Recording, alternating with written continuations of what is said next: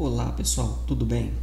Então, como eu me apresentei no vídeo anterior, então nós já estamos ambientados e o professor Tiago, lecionando então nessa disciplina de informática básica. Bom pessoal, o que é importante então, antes de nós começarmos aqui a decorrer nessa primeira aula, nesse primeiro módulo, é que esse módulo nós vamos falar de descobertas e criações do homem e as suas relações com a natureza e o trabalho. Então aqui nós iremos falar um pouco sobre história, o contexto histórico, para nós conseguirmos ao final desse módulo conseguir situar a importância da informática nos dias de hoje. E eu tenho certeza que ao final desse módulo vocês vão estar aptos, ou pelo menos vão estar entendendo bem qual que é a função da informática no nosso mundo de hoje. Bom, vamos lá então. Esse módulo, tem objetivos de identificar o modo de intervenção do ser humano na natureza e desta nas relações humanas. Ou seja, no início agora nós vamos falar um pouquinho do contexto histórico e entender como é que a utilização da inteligência humana, junto com a curiosidade, conseguiu fazer com que a nossa sociedade fosse evoluindo e transformando a relação homem e natureza e vice-versa. Outra coisa, nós vamos apontar os elementos que compõem a tecnologia da informação, dentro desse contexto que nós estamos falando aí, dentro da pedagogia, e reconhecer a dinâmica de implantação e difusão da internet no Brasil e o quão isso mudou as relações de trabalho, Se a gente for entender que a internet chegou há mais ou menos 20 e poucos anos, a gente entende já de cara, no início da disciplina, só falando dos objetivos, a gente já vê então essa questão.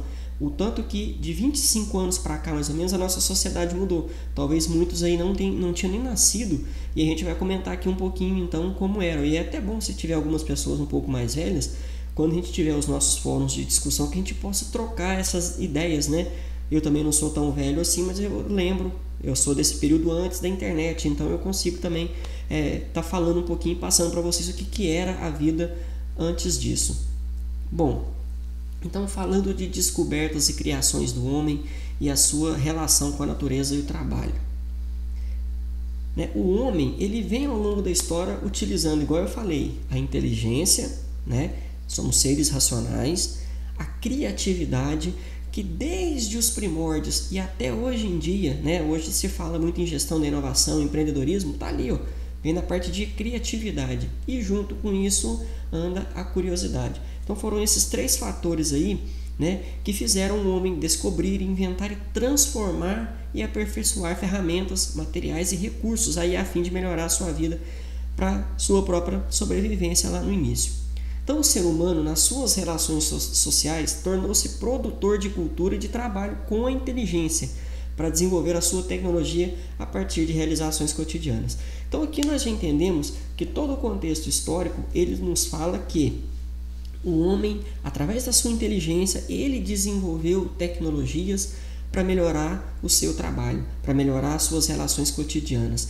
E aí, pessoal, já o primeiro ponto que já chama muita atenção para nós aqui, a tecnologia que nós falamos aqui não é celular, não é tablets, não são iPads, iPods, não são iPhones ou notebooks ou alguma coisa assim nesse sentido não. Tudo que vem auxiliar você em alguma atividade, isso é chamado tecnologia. Então aqui nós já abrimos um leque imenso e talvez até a cabeça de vocês já abra um pouco nesse sentido. Nós não estamos mais falando então de tecnologia elétrica, digital, não. Nós estamos falando de tecnologia. Qualquer instrumento, qualquer forma de fazer que você auxilia o seu trabalho é uma tecnologia, é o uso de uma tecnologia, certo?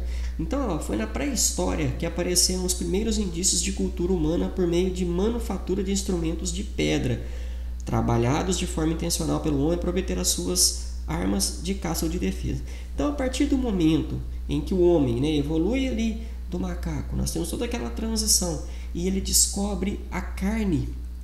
É o que a gente fala que o macaco desce da árvore, e aí o homem, nessa transformação aí, do Homo sapiens, e aí ele passa então a procurar não só mais o fruto igual era, mas agora ele faz a caça, ele procura a carne, e isso faz a mente do ser humano abrir Quem estudou história sabe disso, todo esse contexto sociológico aí. E ele precisava de algo então, de alguma ferramenta. Então ele começa a utilizar algumas pedras manufaturadas, quebradas ali, talhadas, batendo uma na outra. Para quê? Para que tivesse algum objeto para caçar e para poder, né, se defender também de animais. Então, o primeiro instrumento foi a pedra. Depois, duas descobertas ocorridas na pré-história foram fundamentais para o desenvolvimento do homem. E essas, de fato, já são aqueles marcos que nós falamos, né, da mudança tecnológica. Então, o fogo e a roda, duas importantes descobertas. Com o domínio do fogo, o homem se protegia contra predadores, grandes animais, ele cozinhava e ele trabalhava outros materiais como metais e madeira. Então, olha só como é que uma descoberta traz várias melhorias, e se a gente for trazendo isso aí na evolução da história, o quão que foi importante essas duas coisas. Então, ali a partir desse momento, de usando essa tecnologia nova do fogo, ele ele conseguiu se proteger, ele já cozinhava aquela caça que ele tinha e ele trabalhava inclusive outros materiais. Então, ele já começa a fazer algo metálico e madeira. E por sua vez, nós temos a invenção da roda, que é uma das maiores invenções da humanidade. Por quê? Porque ela revolucionou os meios de transporte e possibilitou outros avanços tecnológicos, vários, mas falando alguns aqui: relógios, máquina a vapor, locomotiva, automóvel. Mas vocês devem entender a importância da roda em todo o contexto histórico, não é verdade? Então, o que acontece? Ainda na pré-história, no período chamado Neolítico, o homem aprendeu a polir essa pedra e com isso conseguiu produzir instrumentos mais eficientes e com melhor acabamento. E foi nesse período que ocorreu a Revolução Agrícola. E aí, pessoal, nós já entendemos então algumas revoluções que a gente vai tratar agora para frente no contexto social, mundial, na evolução do mundo. Até então o homem era extremamente primata e ele descobre formas de caça, formas de se trabalhar através da pedra, do fogo, da roda. Só que aí, com o passar do tempo, em toda essa pré-história, com a evolução dos equipamentos, a inteligência, a criatividade e a curiosidade, o homem então cria, ou ele passa por uma revolução agrícola. Ele deixa de ser simplesmente um caçador, como se fosse um bicho, né, um caçador predador, e ele passa a ser agricultor. E aí o homem foi abandonando a vida de caçador e coletor e começou a cultivar cereais e domesticar animais, promovendo um grande desenvolvimento das forças produtivas e libertando-se da dependência absoluta da natureza. Então, olha a importância do desenvolvimento da tecnologia e, principalmente, utilizar essa tecnologia que foi desenvolvida, né? E aí vocês já vão conseguindo encaixar onde que a gente está querendo chegar.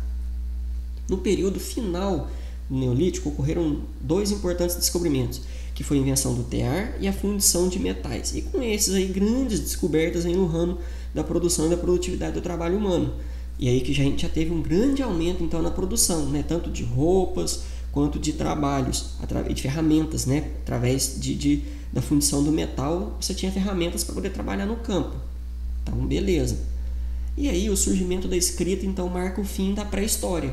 E aí nós temos isso aí datado mais ou menos a 3.000 a.C. Vamos lá, prosseguindo.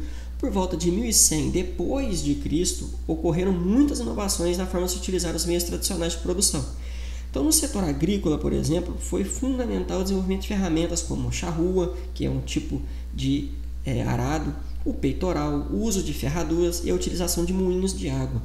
Então, nós já consegue colocar num contexto histórico toda essa evolução da sociedade a partir de descobertas, criação de ferramentas e tecnologias e o quanto isso já foi avançando. Nós já estamos lá, 1100 após Cristo. E aí uma sequência de descobertas e inovações aconteceu na Idade Média, como a descoberta dos óculos, século XIII, da prensa móvel, no século XV, o aperfeiçoamento das tecnologias da pólvora e a invenção dos relógios mecânicos. E só para a gente contextualizar, pessoal, nesse século XV que nós estamos falando aqui, foi o período das grandes navegações. Então ali, né, você já tinha construções de embarcações, você conhecia bússola, enfim, a tecnologia ela já estava muito avançada para poder, né, propiciar em 1500, aproximadamente século XV, as grandes navegações, as grandes descobertas, e ali o mundo já estava extremamente evoluído em comparação com o início. E aí nos séculos então de 17 a 18, o desenvolvimento das técnicas de produção levou a um grande desenvolvimento das ciências naturais, que é aquele período conhecido como o Iluminismo, né? Ou como é que chama? A Renascença, que foi os grandes cientistas, os grandes engenheiros, a invenção então da educação, né? Os estudos, as grandes faculdades, as primeiras grandes faculdades e toda a evolução da ciência que nós temos aconteceu nesse período aí, na Renascença ou no Iluminismo. Quer ver? O desenvolvimento das técnicas de produção levou a um grande desenvolvimento das ciências naturais, filosofia, sociologia, matemática, todas as outras, e que foram, né, vindo agregadas, química, física, biologia e por aí afora, línguas. Então, para se expandir a produção, era preciso conhecer as propriedades da matéria, o que motivou o desenvolvimento das ciências como a física, a química, a mecânica. E houve nesse período um movimento de renovação intelectual conhecido como Iluminismo, iniciado na Inglaterra no final do século XVII, dos grandes pensadores, dos grandes filósofos, dos grandes cientistas, engenheiros. Toda a nossa ciência que nós temos hoje, ciência que nós falamos que a gente tem desenvolvido, e todo o conhecimento técnico que nós temos hoje, é aqui, é nesse período aqui que esse pessoal conseguiu desenvolver isso. E aí nós entramos num período extremamente importante para a evolução da nossa sociedade, né, em relação ao homem e natureza, que é a Revolução Industrial, e ela foi dividida em algumas etapas.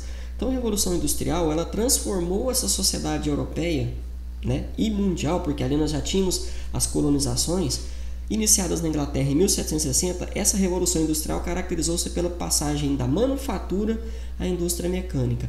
Então aqui, o que nós entendemos que foi importante? A produção em escala.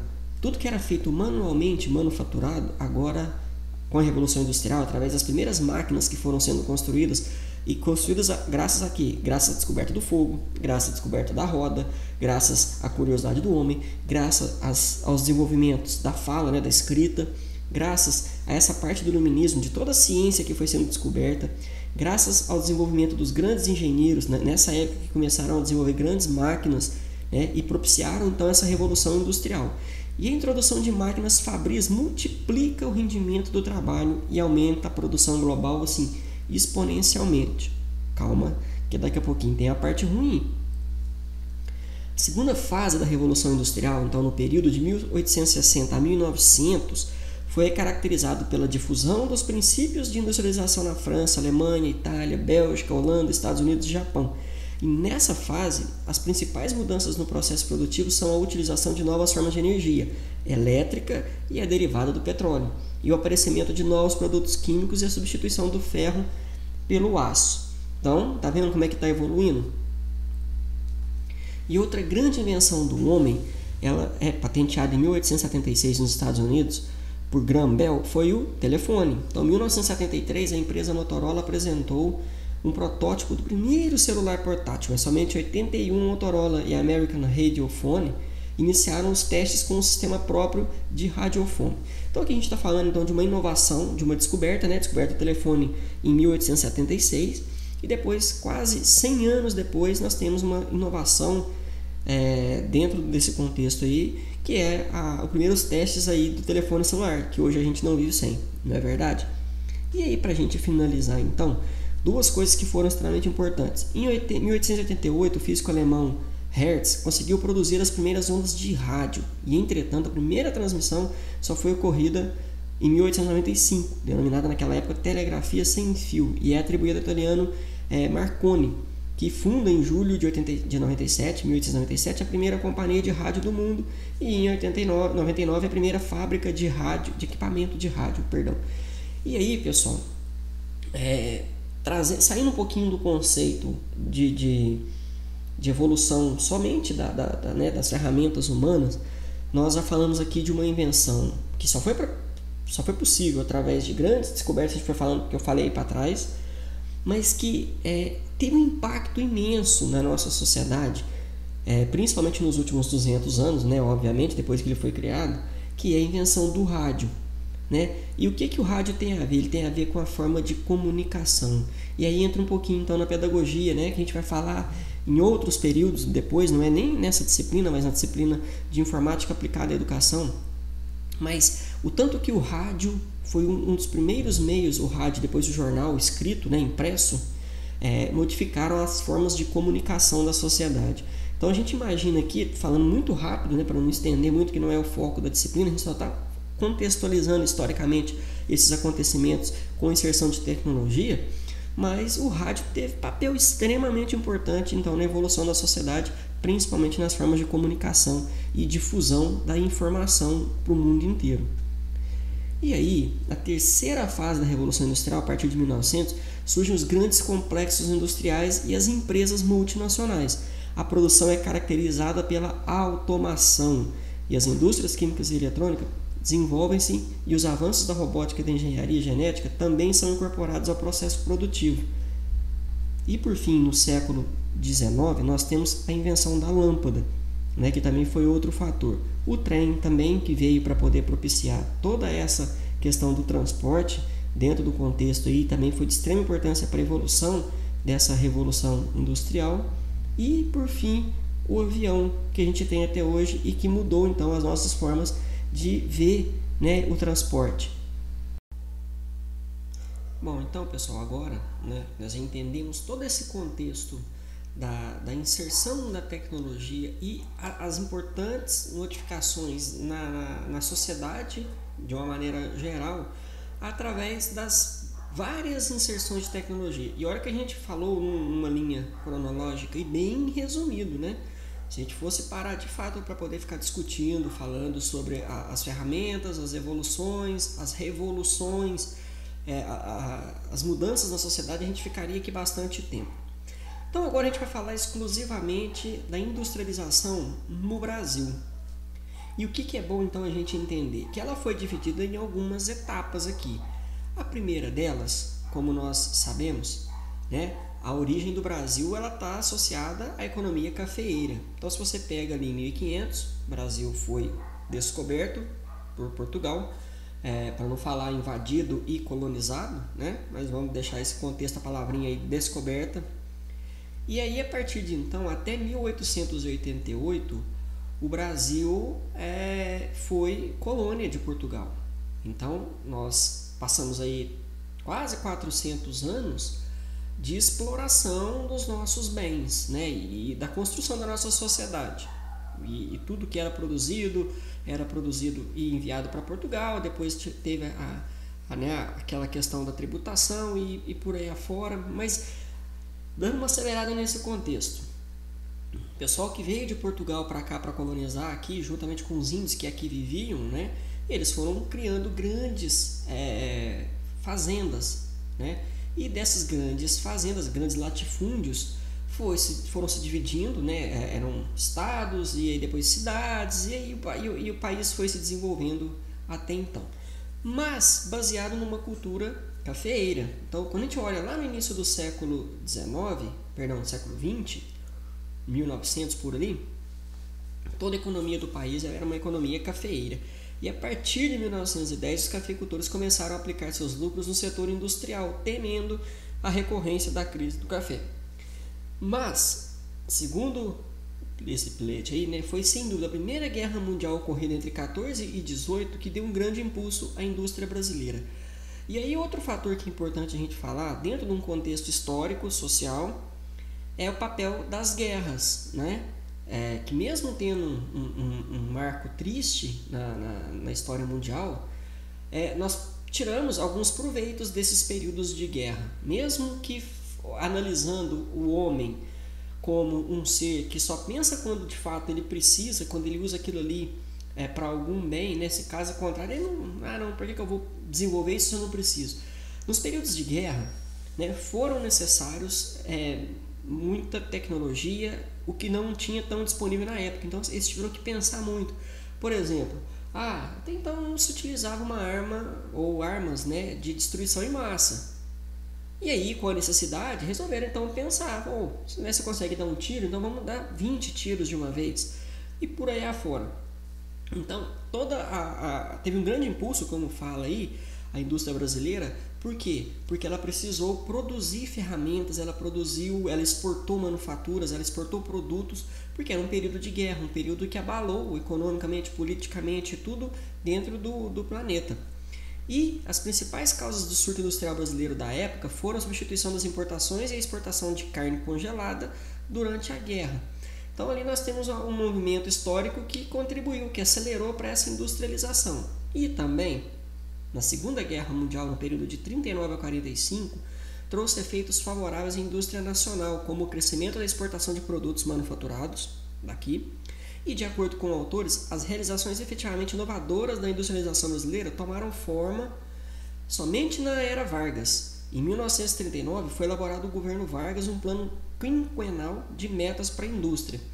Então assim, voltando lá no tempo, 1930 e poucos a 1940 e poucos, né, o mundo inteiro numa guerra, e o país recém-liberto, né, da sua colônia, Portugal, e ele começa então a andar com pequenos passos através da indústria cafeeira, que ajudou muito nesse contexto. E aí, impulsionado por causa das guerras, né, a indústria ela foi crescendo.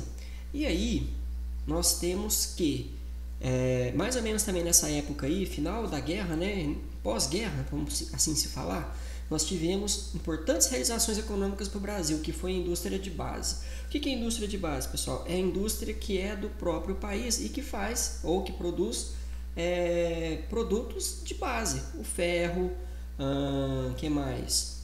Entre outras. Então olha lá só para você ver. Quando começou a funcionar a Companhia Siderúrgica Nacional, a CSN, em Volta Redonda, e foi produzido no Brasil barras de ferro, folhas de Flandres, chapas de aço, necessárias para o funcionamento de outras indústrias, como a de ferramentas, parafusos, motores, utensílios de cozinha, automóveis, aviões, navios, entre outras. Então, há um boom econômico, né, puxado aí pela indústria de base, que foi pós-guerra. Como consequência, vários outros setores também expandiram, entre os quais as fábricas de rádio, televisores, geladeiras, eletrodomésticos em geral, além de ladrilhos, louças, vidros, papel, conservas e outras. Então, no início dos anos 60, o setor industrial superou a média de crescimento dos demais setores da economia brasileira. E ali nós temos, então, né, um período de milagre econômico, de muita expansão. Então, eu espero que vocês estejam gostando aí dessa aula de história, acompanhando toda essa evolução da industrialização no país.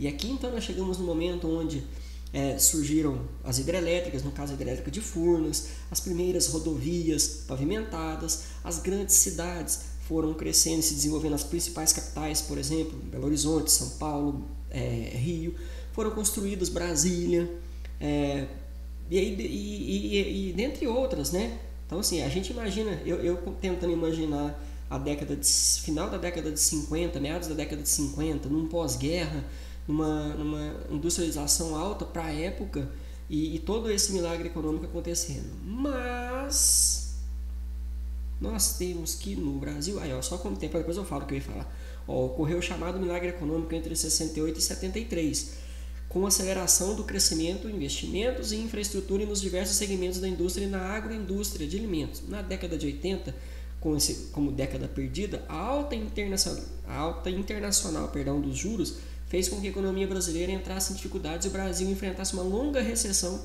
que levou à estagnação da atividade industrial no país. Bom, vamos só voltar aqui um pouquinho para a gente contextualizar isso aqui.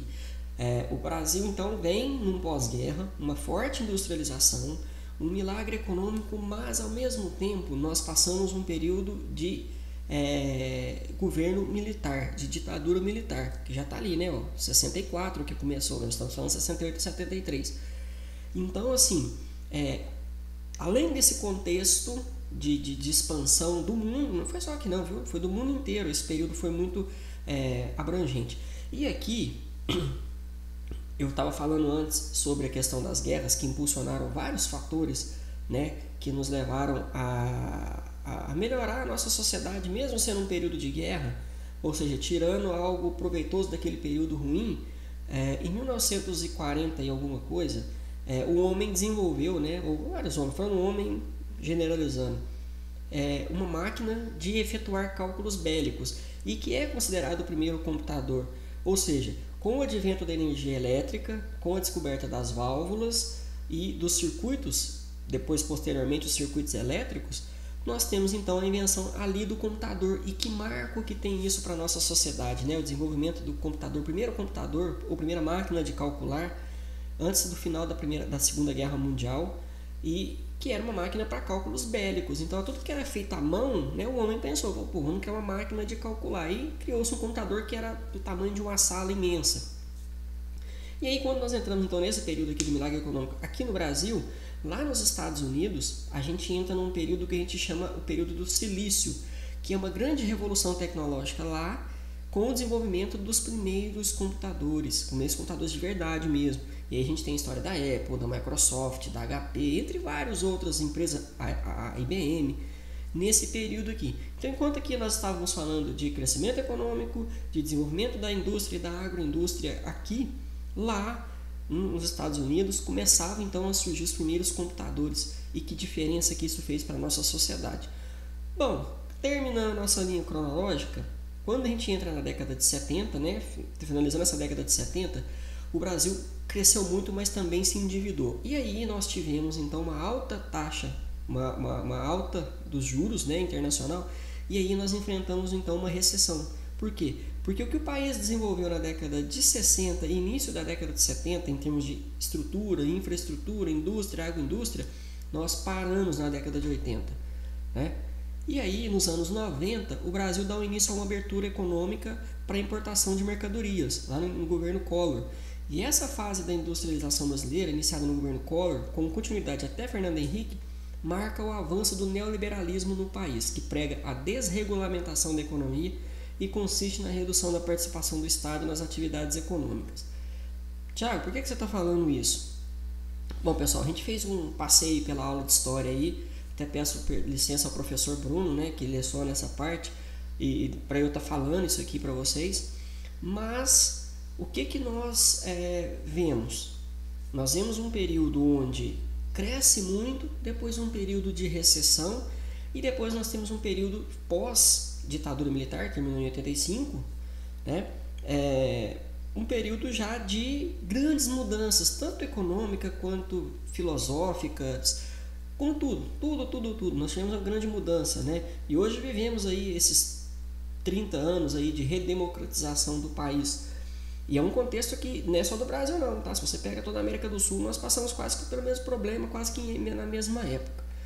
Mas aí, nós temos então, no início da década de 80, principalmente lá nos Estados Unidos e Europa, o desenvolvimento dos computadores pessoais e a inserção disso dentro do contexto industrial, econômico, político, social, começa lá, para eles lá nesse período, e aqui para nós, com essa abertura econômica, né, ou seja, essas importações, que antes era muito restrito e muito caro, com essa liberação, nós temos acesso a essa tecnologia. Então, assim, o computador pessoal ele começou de fato a chegar aqui no Brasil, o computador pessoal, porque antes, na década de 80, grandes bancos, grandes indústrias já conseguiam trazer, importando caro, mas conseguiam trazer. Mas aí, a partir então da década de 90, início da década de 90, nós temos essa abertura, e essa abertura então nos dá a possibilidade. Então eu tenho certeza que todo mundo que teve um contato, que é um pouquinho mais velho ou da minha idade, por exemplo, que teve o primeiro contato com um computador pessoal, foi nessa época, inclusive eu também tive. E aí isso mudou radicalmente as relações da sociedade, ou pelo menos começou a mudar, né? Que foi então a introdução dessa tecnologia computacional dentro das relações. A princípio, dentro das relações comerciais, né? Ninguém tinha capacidade naquela época de ficar comprando um computador para poder colocar em casa para não fazer nada, porque a gente não está falando de internet ainda, nós não estamos falando de aplicativos, nós não estamos falando de programas, nós estamos falando simplesmente de comércio e nos primeiros sistemas computadorizados para poder trabalhar com comércio, nessa época aqui. E aí, em 2004, o governo Lula criou a Agência Brasileira de Desenvolvimento da Indústria, a BDI, pela lei tal ali, com a função de promover a execução de políticas de desenvolvimento industrial, especialmente as que contribuam para a geração de emprego em consonância com as políticas de comércio exterior e de ciência e tecnologia. E essa lei então ela foi regulamentada de acordo com o mapa estratégico. O que nós temos? Que a indústria não tem escolha. A única opção possível é ser uma indústria de classe mundial. E a indústria brasileira compete em mercados globais e participa de forma crescente em cadeias de produção integradas. E isso impõe então dois desafios. Ela tem que estar preparada para responder aos desafios da globalização e as mudanças de organização da produção. Então, guarde bem essa frase. E o país tem que elaborar um programa coerente e voltado para a criação de um ambiente econômico e institucional de classe mundial. Então, aquela abertura que começou lá com o Fernando Henrique, ela vem se concretizar então no governo do Lula, né? Que instituiu leis aí de abertura e tal. E quando a gente fala do governo Lula 2004, nós já temos que entender que nesse momento muita parte da população, grande parte da população já era computadorizada, já tinha acesso a computadores pessoais, já tinha computadores pessoais em casa, já sabia da necessidade. Esse contexto ele já estava introduzido na escola. Eu estudei no Polivalente entre 1994 a 2000, ou 95 a 2000, acho que 94 a 2000. E eu lembro que por volta de 96 para 98 já tinha um plano do governo, que no caso já era o Fernando Henrique, né? E que instituiu a utilização de computadores dentro da educação. Então ali eu tive o meu primeiro contato com computadores, na época eu fiz um cursinho, não na escola, né? Um cursinho que todo mundo falava, todo mundo agora, quem quiser, né? Mercado de trabalho e tal, futuro, tem que ter um cursinho de computador. Aprender a mexer mesmo, ver um computador, pôr a mão nele, mexer, abrir, ver o Windows, ver o Word, ver o Excel, muito básico naquela época ainda, né? Windows 98, pra vocês terem uma base. E ali, então, eu lembro que a escola montou um laboratório polivalente, escola pública, onde nós tínhamos computadores. Ainda passava muito longe daquilo que era necessário para a educação, né? Para se utilizar esse recurso. Não se entendia isso ainda, né? Nesse contexto que a gente ainda vai chegar, de utilizar a informática para aprender, para poder ensinar. Naquela época se tinha computadores para incluir as pessoas, a famosa inclusão digital, para começar uma inclusão digital, para que as pessoas pudessem ter contato, nem que seja lá na escola, aos computadores pessoais. Então, pessoal, 2004 nós já temos a inserção da internet, ou pelo menos começa a avalanche da introdução à internet no país. Aí você tem introdução de Orkut, e-mails, páginas de internet com um crescimento muito grande, linguagens de programação. Então, que assim, toda essa época teve um impacto muito forte em relação à inserção da tecnologia internet, computacional, em todas as relações. Então eu lembro que em 2004 eu fazia curso técnico, né, de informática, e ali todo mundo já tinha, pelo menos a grande maioria tinha acesso aos computadores, né? Não foi um acesso que a gente tem hoje, mas já era bem mais acessível do que há, 6, 7 anos atrás, quando eu falei que eu estava no ensino médio ainda. Então, com essa abertura aí, o que ele quer falar com essa frase aqui? Que a indústria não tem escolha e que a única opção é ser uma indústria de classe mundial. Nós temos que entender que a partir do momento que a internet chega, ela encurta as distâncias. E todas aquelas culturas que são peculiares a determinados países, a determinadas localizações, isso se encurta. Não que interfira tão grandemente, mas o que acontece? Hoje eu consigo, através da internet, ver tudo o que acontece lá no Oriente Médio, toda a cultura daquelas pessoas, entender como é que é a vida deles, participar da vida deles. Eu posso ver isso lá na Ásia, né? Eu posso ver nos Estados Unidos, na Europa. Então, assim, nós temos as distâncias encurtadas, é a famosa globalização. Então, não consigo mais ser um país sozinho, né? Com a minha própria cultura. Então, todas aquelas influências culturais que vêm de fora fazem mudar a nossa sociedade, né? E com isso nós temos a inserção aí também. Eu não estou querendo me alongar, mas eu estou me alongando bastante porque é um tema bastante interessante, já vou pedindo desculpa. Mas aí nós temos então inserção de várias culturas e cyberculturas, né? Ou seja, lança-se um iPhone ou lança-se um smartphone lá na Europa, rapidamente isso chega no Brasil, chega em todas as partes do mundo, todas as pessoas hoje têm acesso. Lança-se um notebook, todas as pessoas têm acesso. Lança-se tablets, iPads, né? Todas as pessoas praticamente têm acesso.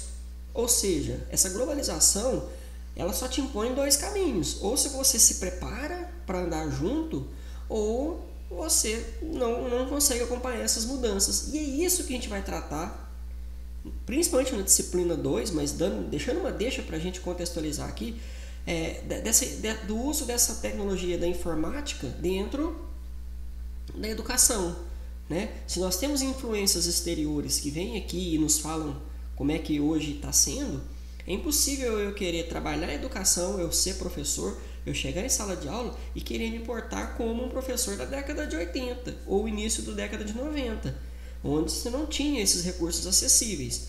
Então aí que está a dica. E por que então nós aprendemos informática básica agora e depois essa informática aplicada à educação?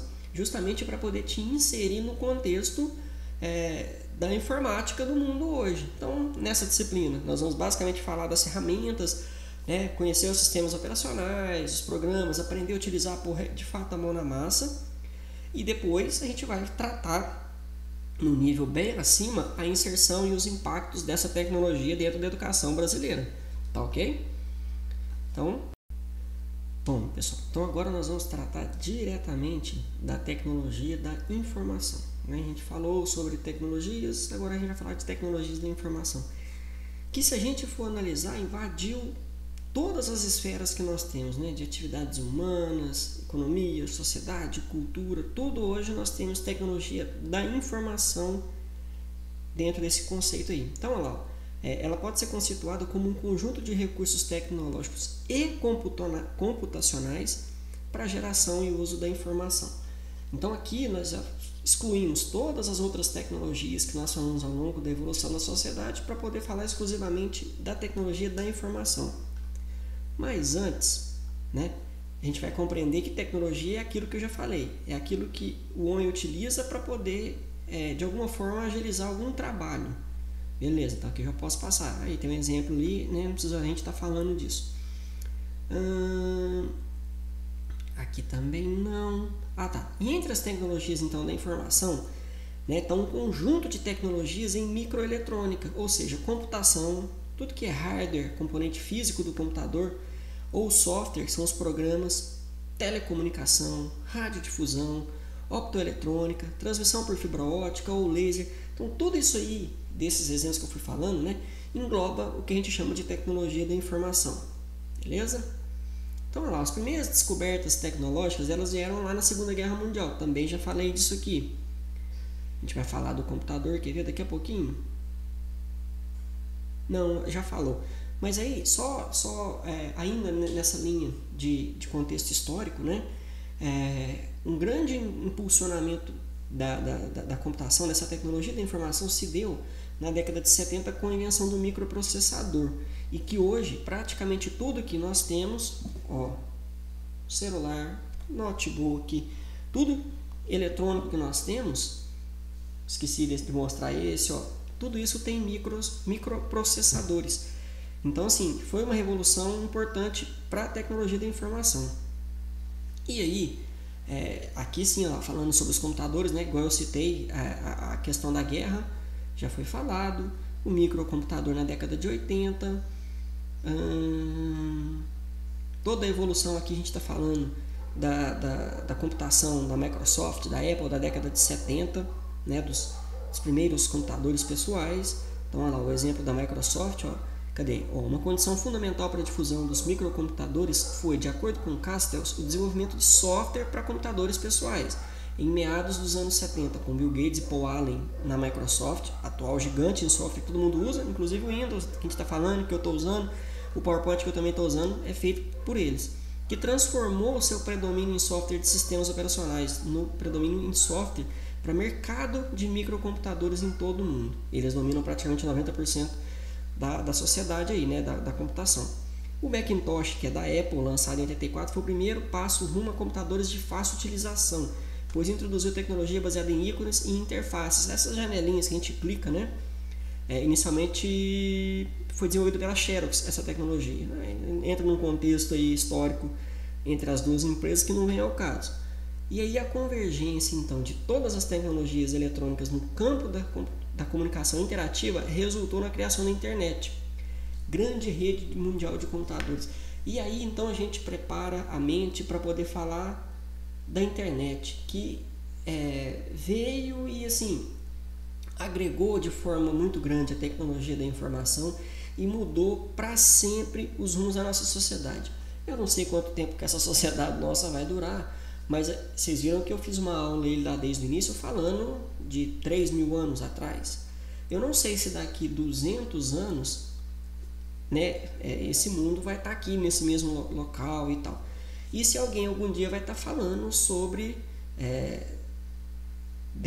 século 21, né, 2000, 2010, 2020, e o impulso que teve a mudança de sociedade, a mudança de cultura, a mudança organizacional do mundo por causa da internet. Então, creio eu que sim, né? E aí a internet então teve origem num trabalho de uma das mais inovadoras instituições, que é a ARPA, que é o Departamento de Defesa dos Estados Unidos. E a primeira rede funcionou em 1969. Primeiro contato entre dois computadores, viu, pessoal? Não entenda como internet. Primeira rede de computadores. Bom, pessoal, então agora a gente vai falar sobre a internet e acesso à tecnologia da informação no Brasil. Então essa é a última parte dessa primeira aula, depois vai ter a outra videoaula com relação às relações de trabalho e a tecnologia, mas será um outro vídeo para não ficar muito longo esse. Então a internet e o acesso a essa tecnologia da informação no Brasil. Então a gente já falou e a gente já refletiu nos últimos slides ali a respeito da mudança paradigmal, né, da sociedade antes da internet e da sociedade depois. E repare que, lembrando agora do início da nossa videoaula, nós falamos de algumas tecnologias que vieram e que mudaram os paradigmas da sociedade para a época. Nós tínhamos uma sociedade totalmente primata, e aí ela descobre ferramentas, ela descobre o fogo, ela descobre a roda. Depois nós temos uma sociedade que descobre a escrita. Depois nós temos uma sociedade que descobre a ciência. Depois nós temos uma sociedade que descobre as ferramentas, né? Começa a pensar nisso tudo. Depois essa mesma sociedade descobre energia elétrica, o carvão, petróleo. E então assim, a cada passo que a gente foi citando aí ao longo da videoaula, nós percebemos que foram marcos que mudaram totalmente o paradigma daquela sociedade, dali para frente. Então, do mesmo jeito que no contexto global a gente fala que a sociedade, né, a contagem do mundo, ela é antes Cristo e depois de Cristo, ou seja, nós entendemos que esse contexto religioso, mesmo para quem não acredite, mesmo para quem não compactue com essa religião ou com essa doutrina, com essa linha de pensamento, querendo ou não, ele tem que aceitar que ele vive num mundo onde a contagem de tempo ela é feita antes de Cristo, pós figura de Cristo. Então, assim, foi um marco? Claro que foi. É algo que dividiu, inclusive, a contagem cronológica do tempo, né? Então, assim, foram marcos ao longo do tempo. E você pode ter certeza que a internet ela é um desses marcos e que vai marcar para sempre, igual eu falei um pouquinho atrás aí, daqui 100 anos, 50 anos, 100 anos, não sei se esse mundo vai estar nesse mesmo lugar, desse mesmo jeito, mas se alguém for fazer um contexto histórico, for contar uma aula de história ou for fazer uma cronologia de avanço, vai citar essa questão da internet como sendo um dos marcos de mudança radical da nossa sociedade. Então vamos entender como é que isso foi aqui no Brasil? A internet no Brasil ela começou no meio acadêmico, quando em 88, Oscar Sala, professor da Universidade de São Paulo e conselheiro da Fundação de Amparo à Pesquisa do Estado de São Paulo, a FAPESP, desenvolveu a ideia de estabelecer contato com instituições de outros países para compartilhar dados por meio de uma rede de computadores. Só lembrando que essa época foi a mesma época que surgiu a internet lá nos Estados Unidos, que é o berço da computação. E aí você fala, pô, mas então ao mesmo tempo que surgiu lá, surgiu aqui? Não, teve uma pequena diferencinha, só que aí, quando foi criada essa internet, ela não foi criada para comércio, para a população. Ela foi criada para quê? Primeiro, como a gente viu um pouquinho atrás, pela ARPA, que é a Associação Militar lá dos Estados Unidos. Então ela foi criada a princípio como meio tecnológico para as redes militares dos Estados Unidos. Depois ela passou para as redes das grandes universidades dos Estados Unidos. E quando avançou para as grandes universidades lá, acabou que para o mundo, né, no finalzinho da década de 80, ela começou a percorrer também as grandes universidades do mundo. Então, repare que não são todas, né? A primeira foi a USP, Universidade de São Paulo, e assim, foram pouquíssimas nessa época que tinham esse acesso. Então por isso que quase que junto com o desenvolvimento, a criação da internet, nós tivemos a criação dela aqui no Brasil, mas para fins de pesquisa, só fins acadêmicos de pesquisa, ou militar lá no caso dos Estados Unidos. E aí, em 91, a internet foi liberada então para as outras instituições no Brasil, tendo seu uso comercial sido liberado só em 95. Eu falei para vocês, eu tive acesso pela primeira vez aqui na cidade de Campo Belo em 1998, eu acho. E aí hoje em dia, né, a gente pode fazer várias coisas a partir de um computador conectado à internet. E aliás, eu fico até pensando, né, o que você faz com o computador sem ele estar conectado à internet? A dificuldade que é. Corta a internet sua aí para você ver. Se você faz alguma coisa ali em 1 hora, faz nada. E dentro disso aí você pode se comunicar, você pode fazer compra, fazer pagamento, movimentação bancária, pesquisa, assistir televisão, conversar, fazer vídeo, enfim, tem uma série de questões. Inclusive a mais importante para nós retratadas aqui nessa disciplina, educação. Educação através da computação. Aliás, é o que nós estamos fazendo nesse exato momento, né? Através dessa disciplina em EAD, o que nós estamos fazendo? Através de computadores, através da internet. Vocês vão ver essa aula a hora que vocês quiserem, no momento que vocês se sentirem mais cômodos. E eu também estou gravando no meu horário disponível que eu consegui agendar aqui. Então, uso da tecnologia, uso da internet para a educação. E aí, pessoal, a gente pode perceber então que a partir de pesquisas, os avanços, mas apesar de todo o avanço disponível na área de tecnologia, uma grande parcela do povo brasileiro ainda não tem acesso a computadores e à internet. Tá certo que esse dado aqui, ele é de 2013, nós estamos em 2020, e muita água passou debaixo dessa ponte. Então, os dados que vão ser apresentados aqui, você pode fazer um crescimento exponencial bem grande em relação ao que foi falado, né? Naquela época, 2013, ainda tinha uma grande defasagem. Hoje ainda tem? Talvez tenha, mas bem menor do que nessa época retratada aqui no material. Então, olha lá, o mapa da exclusão digital, ou seja, pessoas que não estão inseridas no contexto da internet, da computação. Um estudo divulgado pela Fundação Getúlio Vargas, a FGV, em abril de 2003, mostra que em 2001, 12% da população brasileira tinha em casa computadores e somente 8,31% acesso à internet. Hoje está mais ou menos na casa de 80%, viu, pessoal? E em 2001, o Brasil ficou em 43º lugar no Índice de Avanço Tecnológico do Programa das Nações Unidas, PNUD, entre 72 países analisados. Só que aí, o Brasil, ele avançou muito nessa questão, né? Avançou demais nessa questão de tecnologia. E hoje nós somos um dos países que mais acessa a internet, que mais utiliza, que as pessoas estão mais conectadas, um dos principais campeões dentre as redes sociais. Então esse índice ele foi estabelecido com o objetivo de verificar o nível de criação e difusão de tecnologia nos países, considerando a capacitação da população para o uso dos avanços tecnológicos.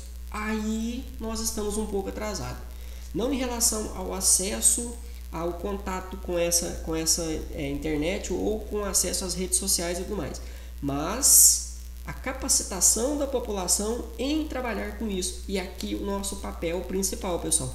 Capacitar vocês, futuros pedagogos, para estar utilizando essa tecnologia e aumentar esse índice que a gente está vendo aí. Então, pode-se afirmar que para um país ser considerado avançado tecnologicamente, não basta produzir tecnologia ou ter acesso.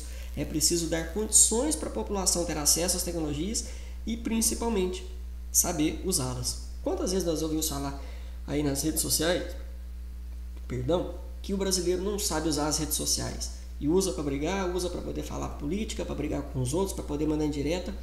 E para o seu crescimento intelectual usa muito pouco, né? Então tá aí a grande diferença. Mais na frente a gente vai ver o salto qualitativo e quantitativo que o Brasil deu nos últimos anos para sanar alguns desses problemas, né? A gente está correndo atrás. E embora o Brasil necessite ainda avançar muito na difusão tecnológica e na preparação da sua população para esse uso de tecnologias, o país possui um dos principais polos tecnológicos mundiais, São Paulo e Campinas. É importante a gente ressaltar isso aí. Mas, para que haja um avanço na inclusão digital, o Brasil é necessário diminuir custos, desenvolver infraestrutura, possibilitar e facilitar a capacitação, isso que nós estamos fazendo, e definir políticas públicas eficientes para o setor de tecnologia da informação. Então, assim, por mais que nós temos acesso muito grande a essa informação, praticamente todo mundo tem acesso a um computador, a um tablet, a um smartphone, a internet que seja, nós ainda estamos muito aquém no que tange a desenvolvimento, a infraestrutura e capacitação das pessoas que trabalham com isso. E aí é onde nós devemos trabalhar na nossa sociedade muito. E aí o Brasil ainda tem como desafio executar as seguintes ações prioritárias em políticas de educação e de treinamento. A primeira delas é aumentar a escolaridade média de força de trabalho. Então, mesmo nós estamos vivendo um período onde as pessoas estão deixando de fazer uma graduação, né, a dificuldade em se estudar, ela vem voltando, porque as pessoas não estão se enquadrando no mercado de trabalho, os custos são altos, né, a crise financeira que afeta as pessoas faz com que o poder de compra, o poder de investimento caia muito. Então nós precisamos investir isso, aumentar a escolaridade média da força de trabalho. Ou seja, mesmo a força média, ela precisa estar altamente qualificada e estudada. Universalizar a educação básica e melhorar a qualidade da educação em todos os níveis. Nós percebemos, e há um ranking aí que foi divulgado há algum tempo atrás, no final do ano passado, se eu não estou enganado, onde fala que o Brasil nos últimos 10 anos ele pouco andou na educação básica, que é a educação que vocês vão trabalhar, vão atuar. Então há um clamor muito grande para que se trabalhe forte a educação de base. Para quê? Porque senão você investe alto na educação superior, como foi feito nos últimos anos, não vou mentir, foi feito um avanço sim, pelo menos até a recessão em 2016, houve um avanço muito grande, principalmente de investimento, né, em infraestrutura, porém fica algo desnivelado, você cria uma estrutura grande, mas em contrapartida, quem chega para poder ocupar essa estrutura, ele não está qualificado por causa da educação de base. E aí você tem então uma desequalização na educação. Ou seja, enquanto você poderia estar ensinando muito profundo o conhecimento para aquela pessoa, você tem que voltar na educação básica e reeducar essa pessoa, né? Ou pelo menos reensinar de novo aquilo que ele ficou em déficit. Então isso é um problema nosso. Aumentar as taxas de matrícula na educação superior para fazer o uso efetivo do conhecimento disponível, bem como criar novos conhecimentos. Então isso aí, eu acho que nós não, né? Eu não faço parte do governo, mas nos últimos 2 anos nós tivemos um retrocesso nessa parte e que é algo que tem que ser corrigido, apesar que não adianta aumentar essa e esquecer da básica, viu pessoal? E fortalecer a capacidade de pesquisa das universidades e suas interações com empresas e instituições de pesquisa. Ou seja, trabalhar o P&D, a pesquisa e o desenvolvimento. Muito tempo se trabalhou no Brasil, nos últimos 20 anos, aí, a pesquisa dentro das universidades, mas esqueceu de trabalhar isso na indústria. Então você tem a tecnologia desenvolvida na universidade, né, na academia, e você tem a indústria caminhando paralelamente, pagando caro para ter esse acesso. Se as duas andassem junto, tanto a oferta de trabalho quanto a demanda seriam muito maiores. E desenvolver oportunidades de aprendizagem vitalícia para facilitar uma contínua recapacitação das pessoas. Então, o que é? É você sempre estar capacitando as pessoas a trabalhar com a tecnologia, com a internet, visto que hoje isso é algo irreversível. Né? A tecnologia da informação é algo irreversível. Então, por mais que você relute, por mais que você tente, você não vai conseguir sair desse paradigma. Então, é mais fácil aceitar e cada vez mais se atualizar e crescer, né, profissionalmente em relação a isso, do que você tentar parar e ir contra. Bom, pessoal, para a gente finalizar, então resumindo essa nossa primeira videoaula, né, o destaque dado a essa unidade foi a importância da economia cafeeira para a nossa origem industrial a partir da Segunda Guerra Mundial, mesmo tendo sido nefasta, trouxe alguns benefícios à nossa indústria de manufatura. E além disso, tecemos comentários sobre nossos governantes e as suas relações nesse processo, não é verdade? Outra coisa que nós falamos foi a relação dos recursos tecnológicos com as condições de sermos mais globais, gerando dessa forma um formato social que possui padrões bastante específicos, mas que são pertinentes a uma sociedade da era da informação. Ou seja, é tudo junto e misturado na nossa sociedade hoje em dia por causa dessa globalização. Por mais que haja a distância física, essa distância ela é encurtada através da internet.